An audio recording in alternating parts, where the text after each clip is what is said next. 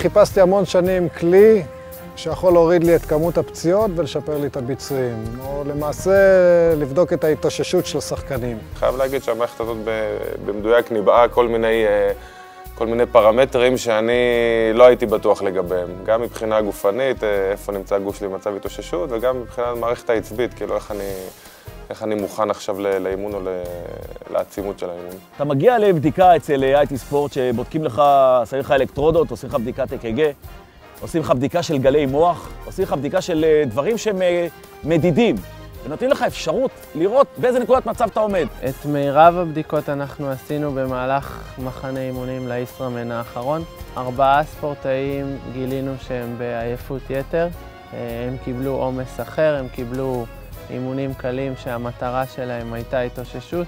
אחר כך תקופת התאוששות קצרה ובנינו את הפיק האחרון לישראמן, והם נחלו הצלחה מסחררת.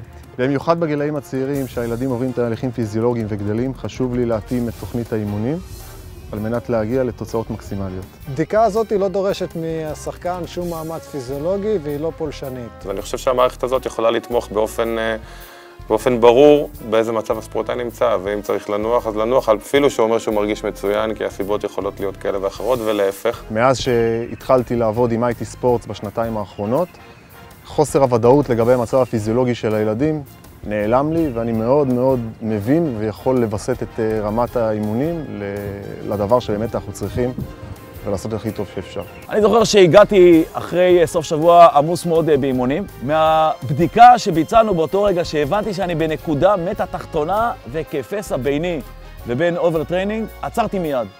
הם יעצו לי שם לעצור ל4 ימים, ואחרי זה לחזור לאט לאט, ועשיתי בדיוק כמו שאמרו לי. פתאום חזרתי ונהייתי תותח על.